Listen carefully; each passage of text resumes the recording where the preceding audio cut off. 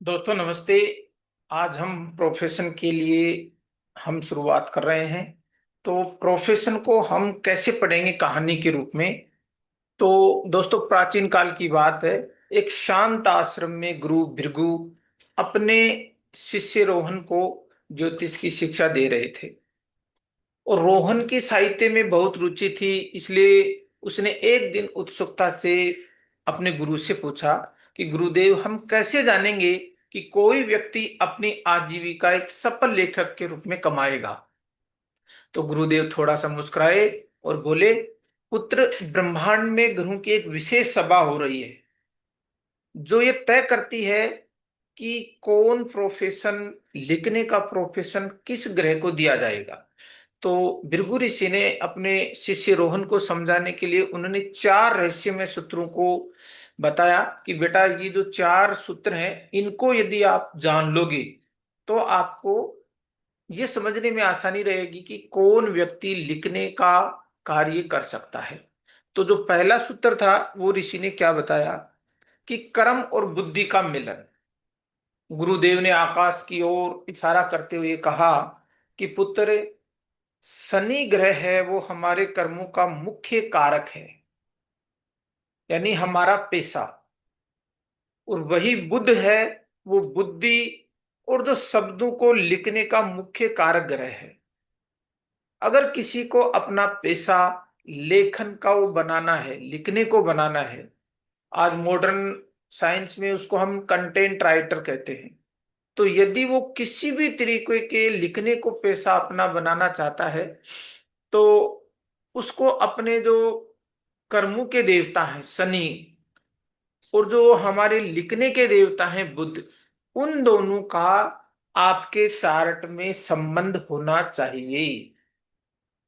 ये सबसे पहला रहस्य है, गुरुदेव ने अपने शिष्य को बताया।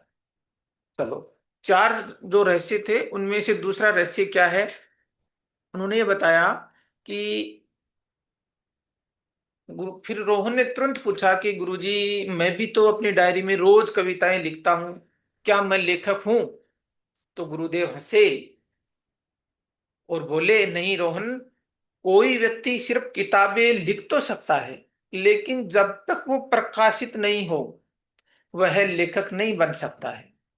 तो स्याही और जो प्रकाशन है, क्योंकि उसमें मेहनत लगती है, परिश्रम रहता है, इसीलिए जो मंगल ग्रह है उसको हमने स्याही और प्रकाशन का कारक माना है। इसलिए दुनिया तक यदि कोई व्यक्ति अपने शब्दों को पहुंचाने का काम करेगा तो उसको मंगल का सहारा लेना ही पड़ेगा। तो मंगल और बुध से संबंध होना अत्यंत आवश्यक है। ये दूसरा रहस्य भृगु ऋषि ने अपने शिष्य को बताया। अब तीसरा रहस्य क्या था। तीसरा रहस्य था कि साहस और कौशल का घर। दोस्तों हमारे कालपुरुष के चार्ट में हमारा जो साहस है, मेहनत है, परिश्रम है और जो लिखने का कौशल है, लिखने की जो जन्मजात प्रतिभा है, वो हम हमारे थर्ड हाउस से देखते हैं। तो अब कुंडली की भाव की बात करते हैं। तो गुरुदेव ने जमीन पर एक कुंडली बनाते हुए समझाया कि कुंडली का जो तीसरा भाव है व्यक्ति की लेखन क्षमताओं को दर्शाता है। इसलिए यह आवश्यक है कि कर्म कारक शनि से तीसरा भाव या तीसरे भाव का स्वामी बुध के साथ जुड़ा हुआ हो। ये तीसरा रहस्य गुरु ने बताया। इस रहस्य को दोस्तों आपको बहुत डिटेल से समझना है। क्या क्या बताया गुरुदेव ने कि हमारे जो कर्म कारक शनि है, शनि आपके चार्ट में जहां भी बैठा हुआ है, शनि से तीसरा भाव, शनि जहां आपके चार्ट में बैठा हुआ है उससे एक दो तीसरा भाव या उस भाव का स्वामी का संबंध बुध के साथ जुड़ा हुआ हो। ये तीसरा रहस्य था। इसी तरीके से फिर गुरुदेव ने चौथा रहस्य बताया, पेशे की पक्की मोहर। कि रोहन अब पूरी तरह से ग्रहों का खेल समझ आ रहा था और उसने पूछा, क्या कोई और भी भाव है गुरुदेव जो इस पेशे को पक्का करता हो। तो गुरुदेव ने अंतिम सूत्र बताते हुए कहा कि कर्म कारक शनि से 10वां भाव या 10वें भाव का स्वामी भी पेशे का ही प्रतिनिधित्व करता है। कि बेटा, आपके चार्ट में जो शनि है उसको, उससे आप 10 स्थान आगे गिनेंगे तो जो 10वां भाव है वो हमारे कालपुरुष चार्ट में पेशे का कारक है, आपकी कर्म से आपकी पहचान का कारक है। तो शनि से 10वें भाव या भाव का जो स्वामी है उसका संबंध भी बुध से होना चाहिए।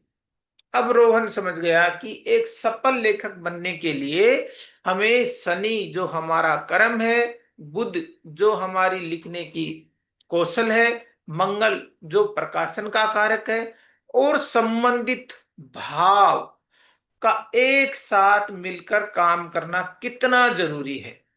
तो दोस्तों, यदि आप भी किसी को गाइड करते हो प्रोफेशन के लिए तो आपको क्या देखना है। तो इसमें हम अब क्या सूत्र काम करेंगे वो हम इस पे डिस्कस करते हैं।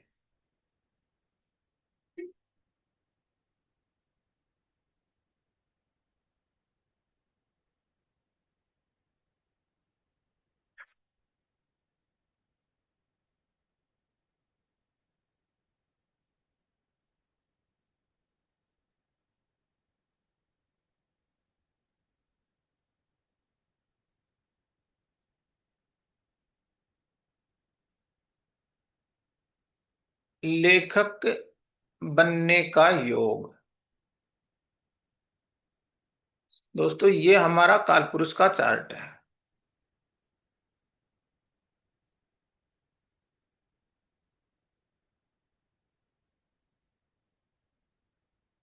अब आपको मैं नियम 1 समझाता हूं, इसको आप लिखें।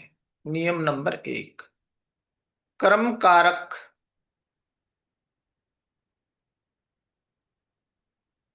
शनि का संबंध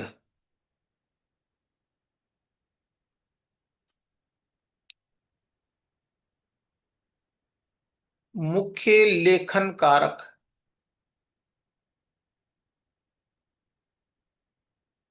बुध से होना चाहिए। ये नियम नंबर 1 है। नियम नंबर 2, प्रकाशन और स्याही का कारक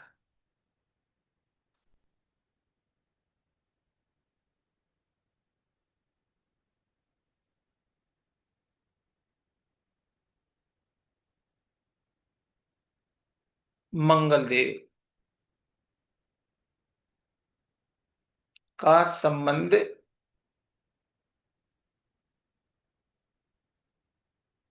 बुध से होना चाहिए।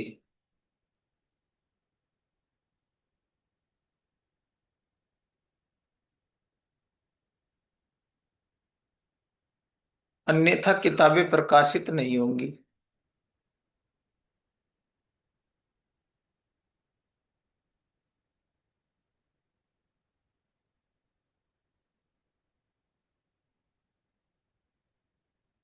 नियम नंबर 3, लेखन क्षमता के लिए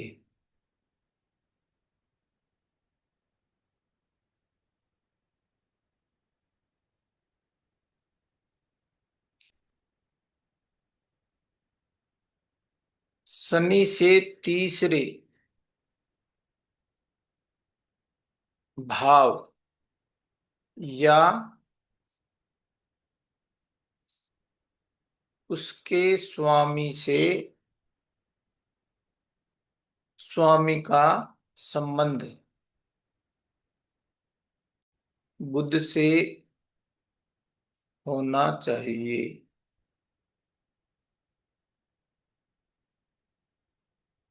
और नियम नंबर 4, पेशे को पक्का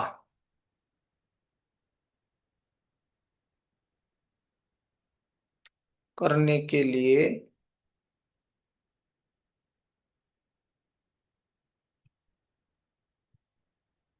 शनि से 10वें भाव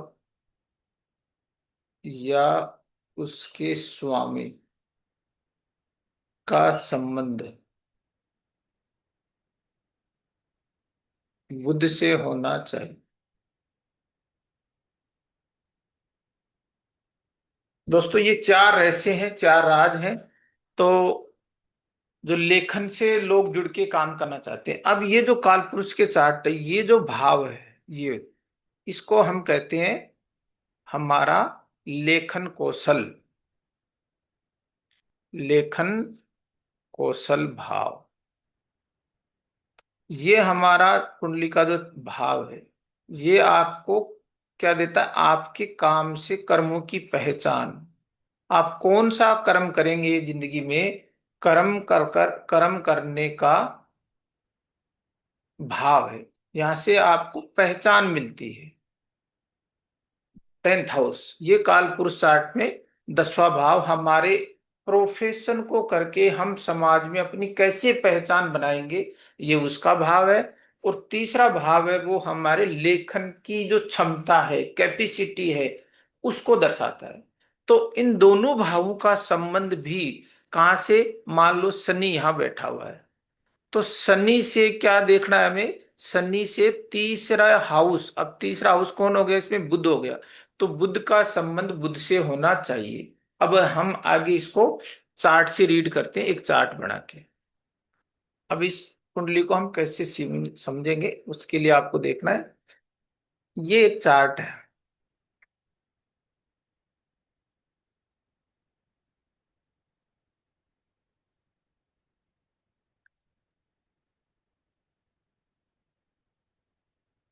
दोस्तों। ये चार्ट हमारे जो मशहूर साहित्यकार हैं, मशहूर साहित्यकार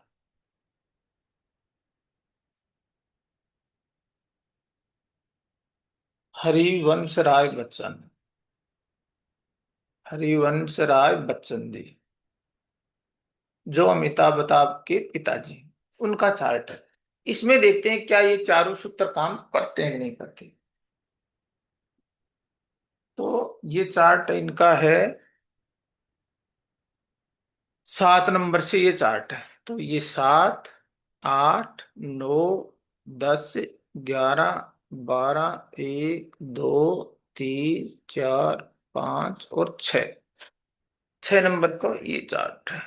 अब यहाँ 7 नंबर में बैठा हुआ है बुध, आप बुध लिख लो। और 8 नंबर में है इनका शुक्र और सूर्य।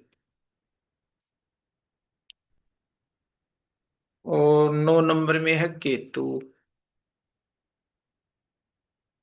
11 में इनका मंगल और शनि। और 12 में है इनका केतु, राहु, सॉरी। और 4 में है गुरु और चंद्रमा। ठीक है दोस्तों, अब ये देखो हरिवंश राय जी ने क्या क्या चीजें लिखी। बहुत मशहूर, ये क्या है? इंडियन पोइट, कवि है। और इनको हिंदी साहित्य में बहुत सारे अवार्ड भी मिले, इनको कंट्रीब्यूशन इनका है। और इनकी जो मधुशाला है, मधुबाला है, अग्निपथ है, क्या भूलें क्या याद करें, ऐसी बहुत सारी इनकी रचनाएं हैं। तो इनके चार्ट से समझते हैं क्या जो चारों सूत्र हमने अभी डिस्कस किए, वो सूत्र काम कर रहे हैं। तो रूल नंबर 1 क्या था? कि इनका जो कर्म कारक शनि है, कर्म कारक शनि, वो किसके ट्राइन में है? कर्म कारक शनि बुध के त्रिकोण में है।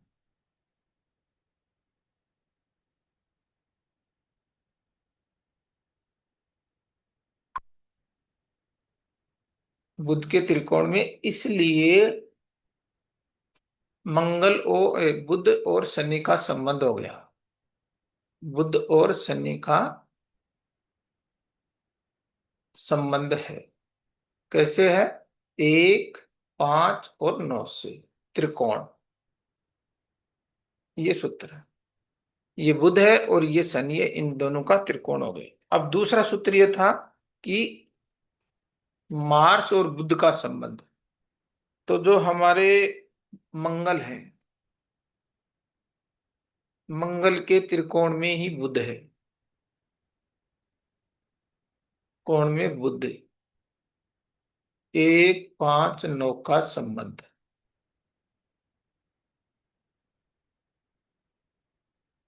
Rule number 3।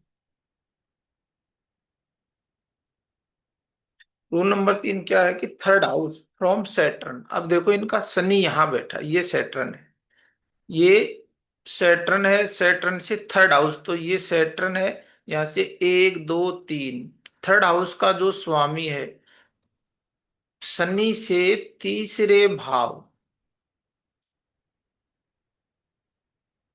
शनि से तीसरे भाव का स्वामी कौन है? मंगल है।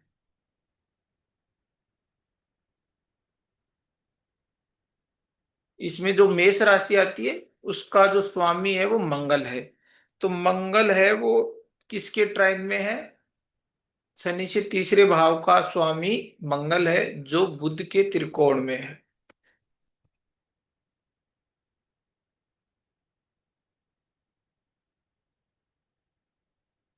तो ये तीसरे भाव और मंगल का भी, बुध और मंगल का भी संबंध हो गया। थर्ड हाउस का लॉर्ड कौन है? मंगल है, मेष राशि में। Rule number 4। रूल नंबर 4 से देखो, शनि से दसम भाव, तो ये शनि से हम जब काउंट करेंगे तो ये 7 8 9 और 10। तो शनि से दसम भाव का जो लॉर्ड है वो भी मंगल है। वृश्चिक राशि का स्वामी कौन है? मंगल है। तो वृश्चिक राशि का स्वामी मंगल है, और जो बुध के साथ त्रिकोण में है।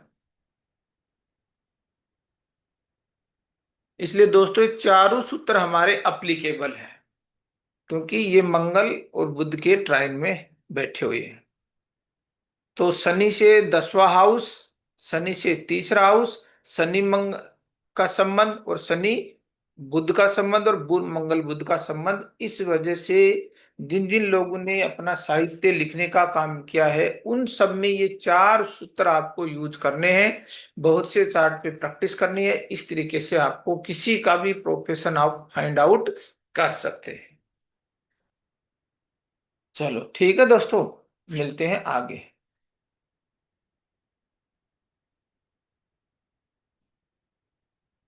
तो दोस्तों यदि आपको प्रोफेशन को बहुत सिंपल तरीके से सीखना है और बहुत ज्यादा अपनी प्रैक्टिस करनी है, तो आप मेरे से जुड़ सकते हैं। मेरे नंबर है 9680286977। अब तक मैंने बहुत सारे बच्चों को, बहुत सारे पेरेंट्स की मदद की है प्रोफेशन के लिए। और क्योंकि मैं खुद एक प्रोफेशन में हूं, तो मैंने इस पे बहुत रिसर्च किया है, बहुत काम किया है।